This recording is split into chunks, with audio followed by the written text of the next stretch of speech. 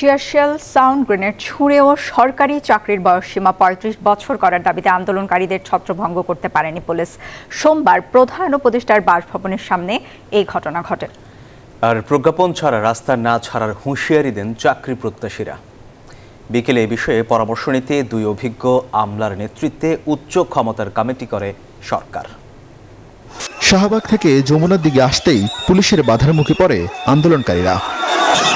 সরকারি চাকরিতে প্রবেশের বয়সসীমা ৩৫ করার দাবিতে সোমবার শাহবাগে মহাসমাবেশ ডাকে আন্দোলনকারীরা। পরে সেখান থেকে মিছিল নিয়ে প্রধান উপদেষ্টার বাসভবন যমুনার দিকে আসতে চায় তারা।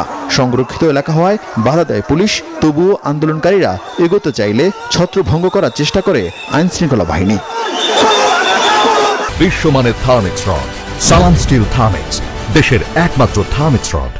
পরে তারা যমুনার সামনে সড়ক বন্ধ করে অবস্থান নেয়। এতে শাহবাগ থেকে মৎস্য ভবন সড়কে তীব্র যানজট তৈরি হয়। এ নিয়ে কথা বলতে রাজি হয়নি পুলিশ সদস্যরা। বাংলা স্বাধীন হয় নাই, এই যমুনার সামনেই স্বয়ং আবারও গুলি হয়েছে। আমাদের অধিকার আছে আন্দোলন করার, সেই প্রেক্ষিতে আমরা এখানে দাঁড়াইছি। আমাদেরকে আমার তীব্র নিন্দা জানা আমাদের কেন এখানে টিয়ারশেল মারা হলো। এ সময় তাদেরকে আলোচনার প্রস্তাব দিলেও তা প্রত্যাখ্যান করেন তারা। বর্তমান যে নিরসন কর্ম কমিশন গঠিত হয়েছে তার সঙ্গে আমাদেরকে একটা সাক্ষাতের ব্যবস্থা করে দিবে, কিন্তু আমরা এই সাক্ষাৎ চাচ্ছি না। তাই অবসরের বয়সটা ৬০ রাখুক, আর এদিকে ৩৫ করুক বা ৩২ করুক, তার একটা কিছু সমাধান দিয়ে। যারা এর বিপক্ষে কথা বলবে তারা এই দেশের শত্রু, জনমানুষের শত্রু, তারা আওয়ামী লীগের দোসর। বৈষম্যহীন সরকার এসে কি করবেন?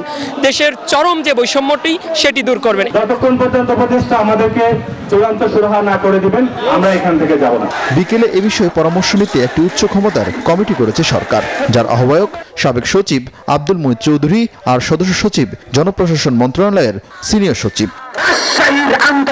সরকারি চাকরিতে প্রবেশের বয়সসীমা এখন ৩০ বছর। এটি ৩৫ করার দাবিতে কয়েক বছর ধরে নানা কর্মসূচি পালন করে আসছে আন্দোলনকারীরা।